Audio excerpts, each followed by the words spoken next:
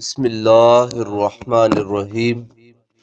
روی عن جابر بن عبد اللہ الانصاری رضی اللہ تعالی عنہ انہ قال كنا مع النبی صلی اللہ علیہ وآلہ وسلم فارتفع الريح جيفة منتنة فقال النبي صلی اللہ علیہ وسلم اتدرون ما هذا الريح فقالوا الله ورسوله عالم فقال هذا ريح الذين یغتابون الناس من المؤمنین. حضرت جابر بن عبداللہ انصاری رضی اللہ تعالی عنہ آپ روایت فرماتے ہیں کہ ایک دن ہم صحابہ کرام حضور رحمت عالم صلی اللہ علیہ وسلم کے ساتھ ایک سفر پر تھے. ہم سفر پر تھے تو اچانک کیا ہوا، فارتفع ریح جیفۃ منتنۃ، ایک گلے سڑے مردار کی اچانک بدبو آنا شروع ہو گئی. جیسے کسی کی کوئی بھینس گائے کوئی جانور مر جاتا ہے اور وہ پڑا پڑا پھول جاتا ہے تو وہ بدبو چھوڑ دیتا ہے. گل سڑ کے مردار جب بدبو چھوڑتا ہے تو اس کی جو بدبو ہوتی ہے وہ انتہائی تکلیف دہ ہوتی ہے. فرماتے ہیں کہ ہم جا رہے تھے تو اچانک کسی گلے سڑے مردار کی بدبو آئی، جبکہ ہمارے آگے پیچھے دائیں بائیں کہیں نزدیک بھی کوئی ایسا جانور نہیں تھا.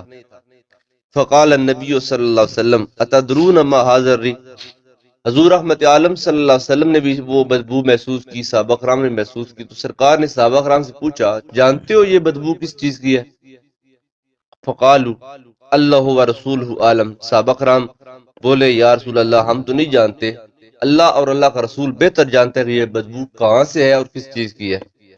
فقالا، تو سرکار دو عالم صلی اللہ علیہ وسلم نے راز کو آشکار کیا اور سرکار نے فرمایا یہ جو بدبو تم کو آ رہی ہے نا، یہ کسی مردار کی بدبو نہیں ہے. کوئی جانور ہمارے آگے پیچھے نہیں مرا ہوا کہ جس کے گلنے سڑنے کی تم کو بدبو آ رہی ہے.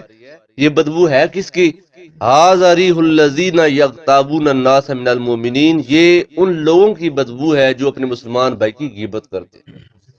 جب کوئی بندہ اپنے مسلمان بھائی کی غیبت کرتا ہے، بدخوئی کرتا ہے، اس کے کسی ایسی کمزوری کو یا عیب کو لوگوں میں آشکار کرتا ہے، تو فرمایا اس کے منہ سے اتنی بدبو آتی ہے کہ وہ بدبو جمع ہو کر ایسے گلے سڑے مردار کی بدبو سے زیادہ تکلیف دہ ہوا کرتی ہے. تو ان صحابہ کرام نے اس بدبو کو محسوس کیا تو سرکار فرمایا ھذا ریح الذین یغتابون الناس من المؤمنین، یہ ان لوگوں کی بدبو ہے جو اپنے مسلمان بھائی کی، ایماندار بھائی کی غیبت کرتے ہیں.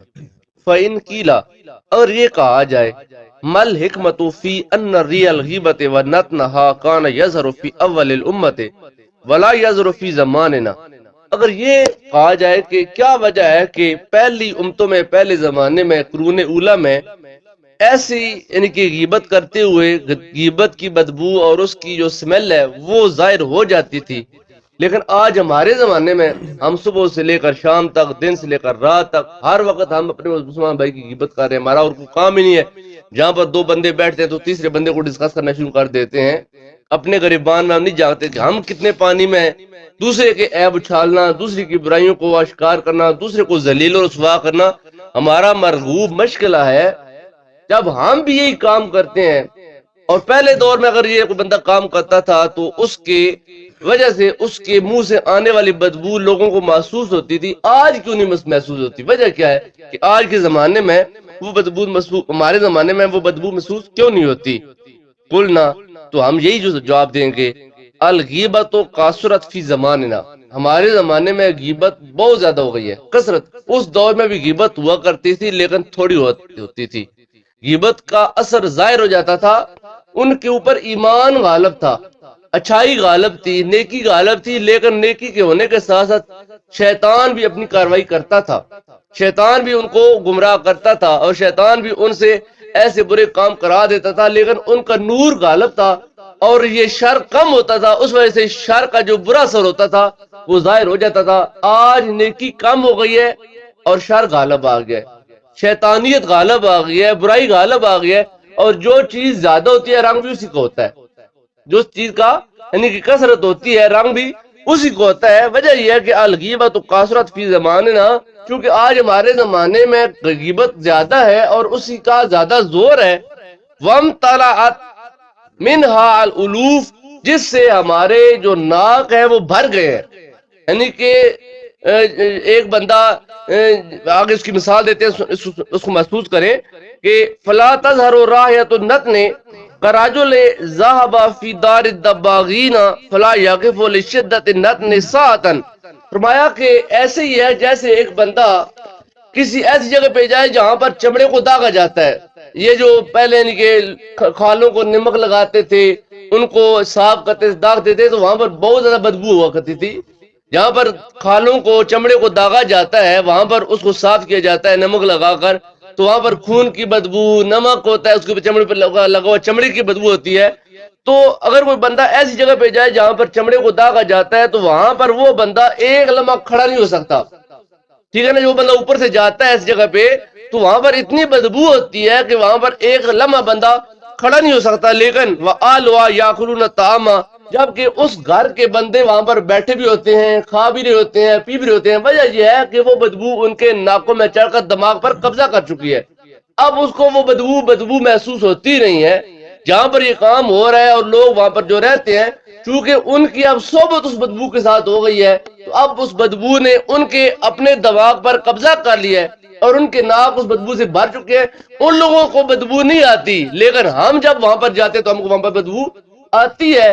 ایسے ہی ہے کہ پہلے زمانے میں غیبت کم ہوا کرتی تھی تو اس کی بدبو آیا کرتی تھی اور لوگ محسوس کرتے تھے, جبکہ آج اس زمانے میں بدبو اس کی اتنی غالب آ چکی ہے غیبت کی کہ ہمارے ناک اس بدبو سے بھر چکے ہیں. بدبو آج بھی ہے لیکن آج ہمارے ناک وہ سونگنے سے آری ہو چکے ہیں. وجہ یہ ہے کہ وہ کیسے بدبو سونگے جہاں پر پہلی بدبو اتنی زیادہ پڑی ہوئی ہے, جہاں پر پہلی بدبو نے اپنے قبضے کیے ہوئے ہیں, اور اتنی زیادہ غیبت ہے کہ ہمارے دماغ اس غیبت نے جب وہ سست کر دیے اور موف کر دیے ہیں. تو کہتے ہیں جیسے دباغین کے پاس کوئی بندہ جائے تو وہاں پر ایک لمحہ ٹھہر نہیں سکتا, جبکہ وہاں کے رہنے والے لوگ وہاں پر کھا بھی رہے ہوتے ہیں, پی بھی رہے ہوتے ہیں اور وہاں پر زندگی گزار ہوتے ہیں.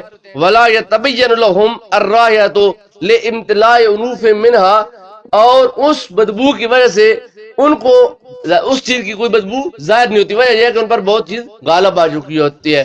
آج کے زمانے میں ہماری کوئی ایسی مجلس اور محفل نہیں ہے جہاں پر اس یعنی کہ برے فعل کا ارتکاب نہ کیا جاتا ہو, بدبو یعنی کہ غیبت نہ کی جاتی ہو. عہد صحابہ میں ایک صحابی نے حضور رحمت عالم صلی اللہ علیہ وسلم سے اجازت طلب کی, یا رسول اللہ میری بیٹیاں روزہ رکھنا چاہتی ہیں نفلی, آپ اجازت عطا فرمائیں. حضور رحمت عالم صلی اللہ علیہ وسلم آپ نے فرمایا ٹھیک ہے اجازت ہے, روزہ رکھ لو, لیکن افطاری مجھ سے پوچھے بغیر نہیں کرنی. روزہ تم رکھ لو لیکن جب میں کہوں گا افطاری اس ٹائم انہوں نے کرنی ہے.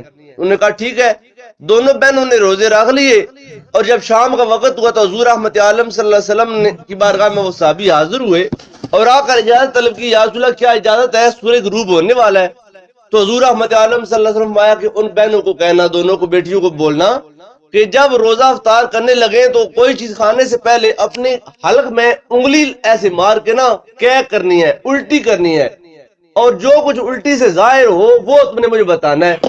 اب دونوں بہنوں نے الگ الگ پیالے پکڑ لیے اور منہ کے نزدیک کر کے انہوں نے ایسی انگلی حلق میں لگائی, تو کہہ کی وجہ سے ان کے منہ میں سے گوشت کے ٹکڑے گرنے شروع ہو گئے. ان کے منہ سے گوشت کے ٹکڑے گرنے اور پیالے گوشت سے بھر گئے, اور وہ صحابی وہ خون اور گوشت لے کر جب حضور کی بارگاہ میں پریشان تھے, یا رسول اللہ یہ کیا, میری بیٹیاں سارا دن بھوکا پیاسا رہی ہیں اور انہوں نے کوئی چیز کھائی بھی نہیں ہے, جبکہ یہ خون اور گوشت ان کے منہ سے گرا ہے, وجہ کیا ہے؟ حضور پاک صلی اللہ علیہ وسلم فرمایا کہ انہوں نے سارا دن بھوک اور پیاس کو کاٹا, لیکن سارا دن انہوں نے اپنے مسلمان بہنوں بھائیوں کی غیبت کی ہے, انہوں نے گلے کیے ہیں, انہوں نے شکوے کیے ہیں, انہوں نے برائی بیان کیا ہے, اور یہ اس برائی کا اثر ہے کہ ان کے منہ سے گوشت کے ٹکڑے گر رہے ہیں. اللہ تعالیٰ نے اس لیے قرآن پاک میں فرمایا لا یغتب بعضکم بعضا, تم میں سے کوئی مسلمان اپنے کسی مسلمان بہن بھائی کا کے بارے میں غیبت نہ کرے, بدخوئی نہ کرے. ایحب احدکم, سوالیہ انداز میں اللہ پاک پوچھتے ہیں کیا تم میں کوئی بندہ یہ بات پسند کرتا ہے ان یاکل لحم اخیہ میتا, کہ وہ اپنے اس بھائی کا گوشت کھائے جو مر چکا ہے. ایک بندہ مر گیا, کیا اس مردار مرے ہوئے بندے کے گوشت کو کوئی بندہ کھانا پسند کرتا ہے؟ یقیناً کوئی بندہ اس بات کو پسند نہیں کرتا. تو اللہ تعالیٰ نے اس کا خود جواب دیا فَكَرِهْتُمُوهُ, پس تم اس چیز کو ناپسند کرتے ہو. کہ اپنے مسلمان بھائی کا گوشت کھایا جائے. اپنے مسلمان بھائی کا گوشت کھانا یہ کم گناہ ہے، اس سے بڑا گناہ اپنے مسلمان بھائی کی عزت کو چھالنا ہے، اس کی غیبت کرنا ہے، اس کے بارے میں برا بولنا ہے. فرمایا جب تم یعنی کہ غیبت کرنے کو، گوشت کھانے کو ناپسند کرتے ہو تو غیبت کو ناپسند کیوں نہیں کرتے جو اس سے بھی بڑا گناہ ہے. میرے پیارے بھائیوں، بزرگوں اور دوستوں، آج وقت کا تقاضا یہ ہے کہ ہم اپنی زبانوں کو روکیں. زیادہ تر گناہ ہماری زبان سے ہوتے ہیں، گالی گلوچ زبان سے، غیبت زبان سے، اور بدخوئی بد کلامی زبان سے ہوتی ہے. کتب میں آتا ہے کہ جب صبح ہوتی ہے تو تمام اعضائے بدنیاں زبان کے سامنے ہاتھ باندھ کے کھڑے ہو جاتے ہیں کہ مہربانی کرنا ذرا آج ہمارا دن اچھا گزروانا، کیونکہ تو کسی کو گال دے گی پیٹیں گے ہم کو مار پڑے گی، تو کسی کی غیبت کرے گی تو پھر بھی اذیت و تکلیف ہمیں کو ملے گی. اس لیے تو اپنے آپ کو روکنا. حضور پاک صلی اللہ علیہ وسلم فرماتے ہیں من قاصر الکلام قاصر الخطایا، جو بندہ زیادہ بولتا ہے، زیادہ باتیں کرتا ہے، جس کی زبان زیادہ حرکت کرتی ہے، وہ بندہ غلطیاں بھی زیادہ ہی کرتا ہے. کیونکہ کام کی بات تو اس کے پاس ہوگی کوئی نہیں، اور وہ کام کی بات کرے گا نہیں تو پھر کیا کرے گا. جو باتونی بندہ ہوتا ہے پھر وہ کبھی کسی کا گلا کرے گا، کبھی کسی کے عیب کو اچھالے گا، کبھی کسی کے بارے میں کوئی بات کرے گا. حضور پاک فرماتے ہیں کسی کو ہنسانے کے لیے جھوٹ بولنا یہ بھی گناہ کبیرہ ہے. ہم جو جوک سناتے ہیں، لطیفے سناتے ہیں، جس کام کو خود ادراک نہیں ہے، علم نہیں ہے، ہمارے پاس اس کا کوئی پروف نہیں ہے، کبھی پٹھانوں کے بارے میں، کبھی کسی کے بارے میں، کبھی کسی کے بارے میں، ہم یہ باتیں سنا کر ہنستے ہیں، محظوظ ہوتے ہیں اس بات سے. لیکن حضور فرماتے ہیں کسی کو ہنسانے کے لیے جھوٹ بولنا یہ بھی گناہ کبیرہ ہے. پھر حضور پاک نے فرمایا من سکت سالما، جو بندہ خاموش رہا، جس نے فضول بات نہ کی، وہ سلامت رہا. من سکت نجا، جو خاموش رہا وہ نجات پا گیا. اور آخری بات حضور پاک صلی اللہ علیہ وسلم یہ فرماتے ہیں، فرمایا من حسن الاسلام المرء ترکہ ما لا یعنی، ایک بندے کے اسلام کا حقیقی حسن یہ ہے کہ وہ اس کام کو، اس بات کو چھوڑ دے جس سے اس کا واسطہ نہیں. پنجابی میں ہم کہتے ہیں جس گلی نہیں جانا اس نہ کی لینا. جس چیز سے ہمارا کوئی واسطہ نہیں ہے، جس چیز سے کوئی ہمیں دینی یا دنیاوی فائدہ نہیں ہے، وہ بات کر کے خام خواہ اپنے نام اعمال میں گناہوں کا اضافہ کرنا یہ بندے مومن کا وسیلہ اور شان نہیں ہے. اللہ تعالیٰ کی بارگاہ میں دعا کرتے ہیں اللہ تعالیٰ مجھے اور آپ سب کو غیبت جیسے برے گناہ سے محفوظ و معمون فرمائے. اپنے مسلمان بھائی کے بارے میں حسن ظن رکھنا یہ عبادت ہے. نیکی کا اچھائی کا خیال رکھنا، گو کہ اس کے اندر عیب ہوں گے. کون بندہ ہے اس دور میں جو عیبوں سے پاک ہوتا ہے؟ انبیاء کرام عیبوں سے پاک ہوتے ہیں، معصوم ہوتے ہیں. ہم سارے انسان ہیں، ہم چاہے جتنے بھی نیک بنے رہیں اور نیکی کا لبادہ ہم اڑ رکھیں، لیکن ہمارے اوپر بھی نفسانیت اور شہوات کا غلبہ ہوتا ہے. ہم بھی نفس اور شیطان کے ہمیشہ پنجے میں ہوتے ہیں اور وہ ہم سے بے شمار گناہ کرواتا ہے. لیکن اپنے مسلمان بھائی کے بارے میں حسن ظن رکھنا یہ نیکی ہے، اور اپنے مسلمان بھائی کے بارے میں خواہ مخواہ سوء ظن، بدگمانی رکھنا یہ گناہ ہے. اللہ ہم سب کو سوء ظن سے محفوظ فرمائے. آمین. وآخر دعوانا ان الحمد للہ رب العالمین.